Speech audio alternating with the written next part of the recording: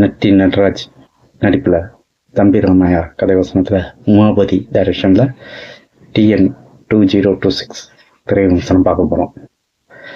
இந்த படத்தில் தவாக்க தலைவர் நடிகருமான விஜயை ரோஸ்ட் பண்ணியிருப்பாங்கன்னு நினச்சிட்டு ஹை ஃப்ளேமில் போய் பார்த்தா அப்படியே லோ ஃப்ளேமில் லேசாக வறுத்து எடுத்திருக்காங்க. அதேமாரியா அவரை மட்டும் இல்லை, தலைவர் ரஜினிகாந்த், அப்படி சமகால நடிகர்கள், சமகால அரசியல்வாதிகள் அப்படின்னு நிறைய பேரை அப்படியே லைட்டாக அங்கங்கே போட்டு வறுத்து டச் பண்ணிட்டு போயிருக்காங்க. இது ஒரு அரசியல் நையாண்டி படம். இந்த படத்தோட கதை பார்த்திங்கன்னா, 1000 ஏக்கர் நிலம் உள்ள ஒரு ஜமீன்தாராக தம்பி ராமையா வர்றாரு. அவருக்கு எம்ஜிஆர் படம் தான் பிடிக்கும். எம்ஜிஆரோட ரசிகர். புதுசாக வடநாட்டிலேருந்து ஒரு நடிகர் வராரு. அவர் தான் நட்டி நட்ராஜ். வளர்ந்து வரும் நடிகர். அவரோட நடிப்பை பிடிச்சி அவர் அடுத்த எம்ஜிஆர் அவர் வரணும் எல்லாரும் பேசிக்கிறாங்க. அதை பார்த்து அவரை மீட் பண்ணுறாரு. அவரை வளர்த்து ஒரு பெரிய ஆள் ஆக்கணும் அப்படின்னு நினைக்கிறாரு. அவர் மூலிமா இவர் ஒரு ஆதாயம் அடையணும்னு மாஸ்டர் பிளான் பண்ணுறாரு. அவரை சொந்த பணம் போட்டு வளர்த்து விடுறாரு. பேக் போனாக இருந்து அவரை வளர்க்குறாரு.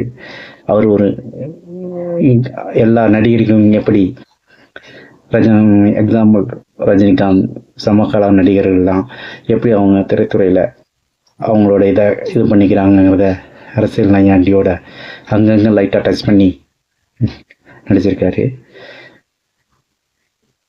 தான் பெரிய உச்ச நட்சத்திரமாக வளர்ந்ததுக்கு அப்புறம் அரசியலில் ஈடுபட்டு சேவை செய்யணும்னு வர்றாரு. அதுக்கப்புறம் என்ன நடக்குது? அவரும் சிஎம் ஆனாரா, இல்லை அவருக்கு காலம் என்ன பதில் சொன்னிச்சுங்கிறது தான் படத்தோட கதை. இந்த படத்தோட பர்சன் பார்த்தீங்கன்னா நட்டி நட்ராஜோட நடிப்பு தான்.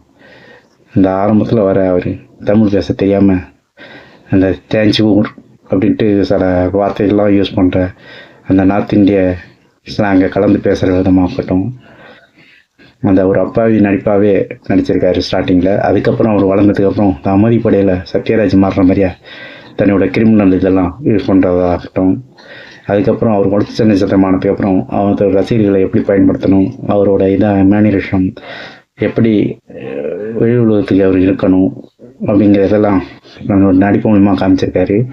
தம்பி ராமையோட நடிப்பு இந்த படத்தில் அல்டிமேட்னு தான் சொல்லணும். ஒரு குணச்சித்திர நடிகராக, ஒரு காமெடி நடிகராக அப்படியே நட்டி நட்ராஜோட கூடயே வர மாதிரியா அவருக்கு இந்த படத்தில் ஸ்கோப்பு. ஏன்னா அந்த படத்தோட கதை ஒருத்தர் எழுதியிருக்காரு. அவர் கதையை இந்த சமகாலத்தில் என்னென்ன நடந்ததுகள், சில உண்மை சம்பவங்கள் எல்லாத்தையுமே சேர்த்து கோர்த்து எழுதியிருக்காருன்னு தான் சொல்லணும். அது ஒவ்வொரு சீன் காட்சியம் வரப்ப இது அது இல்லை, இது அது இல்லை அப்படிங்கிற மாதிரி நமக்கே ஒரு தோன்ற மாதிரியா லைட்டாக டச் பண்ணிட்டு தான் போயிட்டுருக்கு ஒவ்வொரு சீனும். படத்தை ஃபர்ஸ்ட் ஹாஃப் ஆரம்பித்து போனதே தெரியல.